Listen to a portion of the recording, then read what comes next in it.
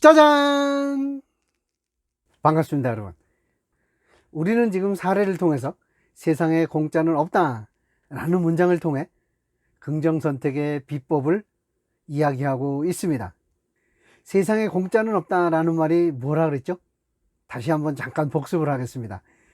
뭔가를 얻기 위해서는 대가를 치러야 되는데 그 대가를 우리에게서 나갔다, 나에게서 없어졌다, 무언가를 얻기 위해서 내보냈다 라는 의미로 잃은 것이라고 표현을 해보자 그랬습니다. 그래서 뭔가를 얻기 위해서는 뭔가를 잃어야 된다.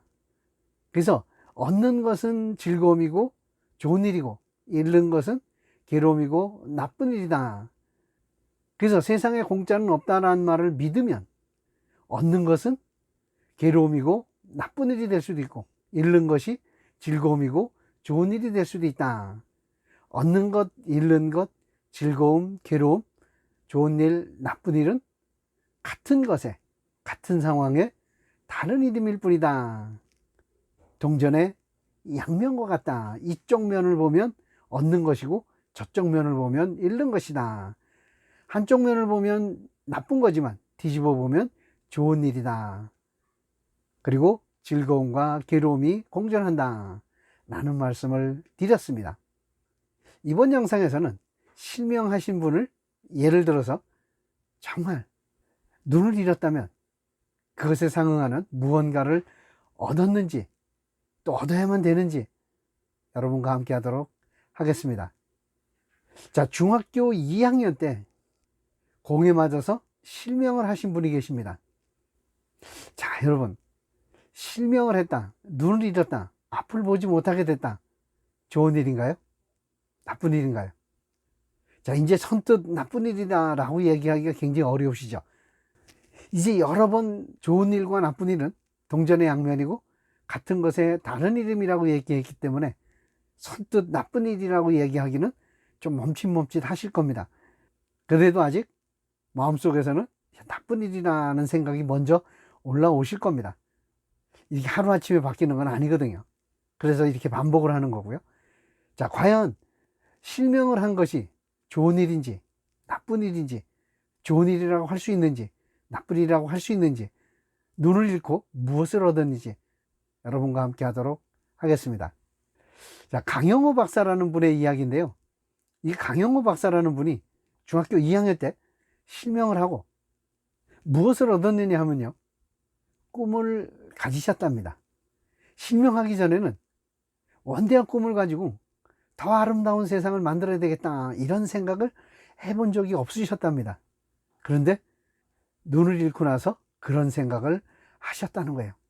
꿈을 가지셨다는 거죠.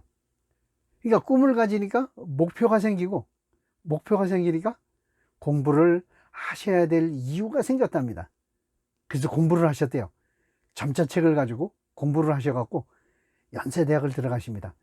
물론 맹인이라는 이유로 원서가 거부된 적도 있으시답니다. 그러나 그걸 극복하고 연세대학에 입학을 하시고 차석으로 졸업을 하세요. 그리고 미국에 유학을 가십니다. 맹인으로서는 대한민국 최초로 미국에 유학하신 분이랍니다. 미국에 유학을 가셔서 피츠버그 대학에서 교육학 박사학위를 받으십니다. 그리고 조지 부시 대통령 때 미국 국무부의 국가장애위원회 정책분과 위원장을 하세요. 이렇게 꿈을 가짐으로 인해서 이분은 끊임없이 달려오셨습니다. 자, 이분은요, 장애라는 것을 인생의 걸림돌, 인생의 장애물로만 존재하는 것이 아니라 디딤돌일 수 있다라고 이야기를 하세요. 무슨 얘기냐 하면요, 이분은 장애인임에도 불구하고가 아니고 장애를 통해서 많은 것을 성취하고 성공을 이루어냈다라고 이야기를 하십니다.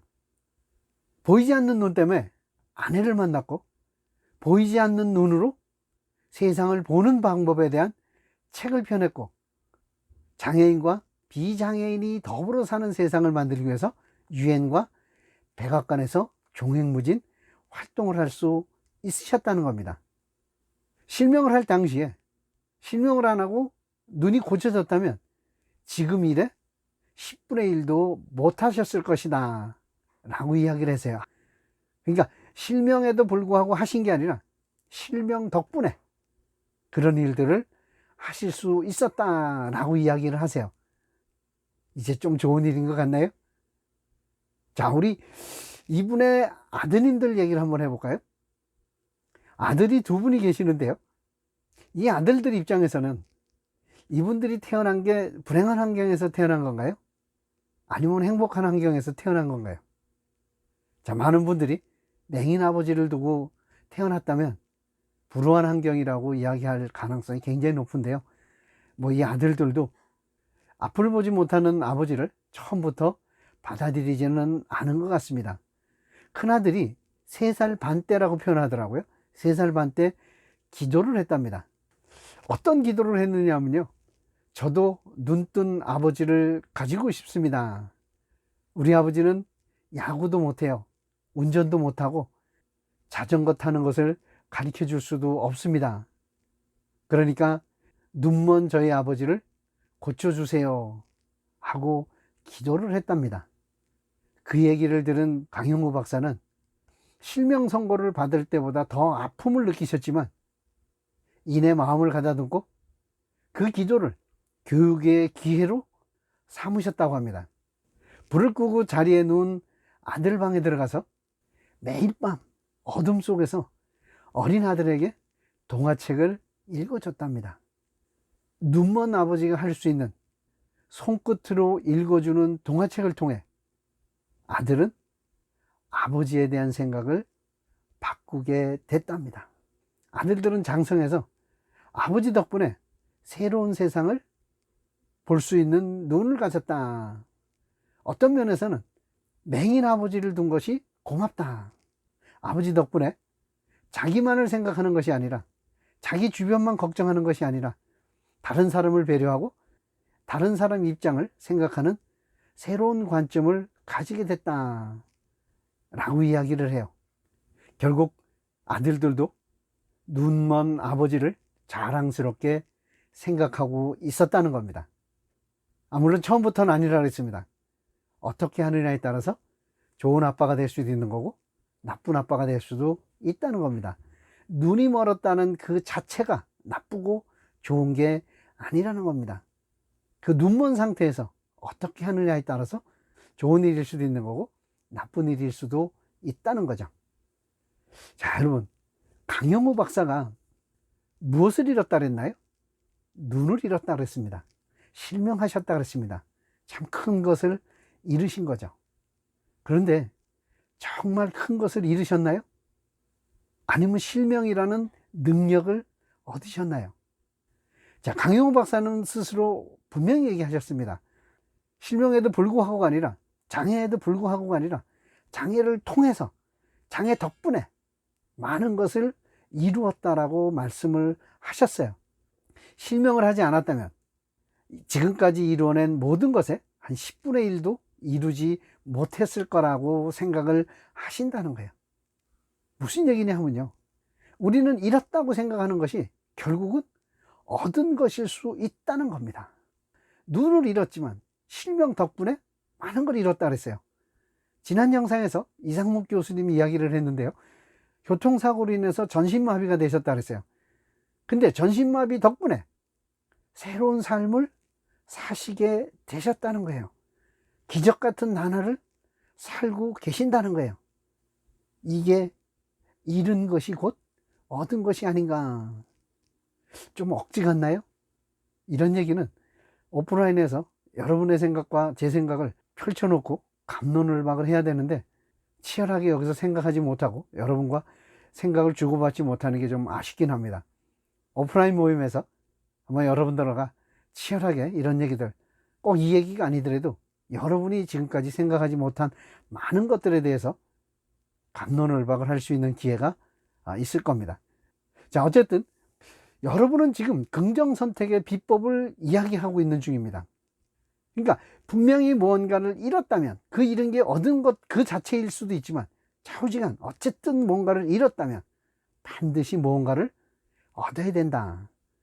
전신마비 장애가 되신 분도 그렇고 실명을 하신 분들도 그렇고 전부 다 잃고 나서 그 잃은 것을 통해서 그것보다 더 많은 것을 얻으셔서 정말 새로운 삶, 보람 있는 삶을 사시고 계시다는 것, 이것을 통해서 여러분도 여러분들이 지금까지 나쁜 일이라고 생각했던 것, 힘든 일이라고 생각했던 것에서 즐거움, 좋은 점을 찾으시라는 겁니다. 자, 그냥 주어지지 않습니다. 찾으셔야 됩니다. 어떻게 하라고요? 이 상황이 나에게 무엇을 주려고 하는가? 무엇을 배울 수 있을까?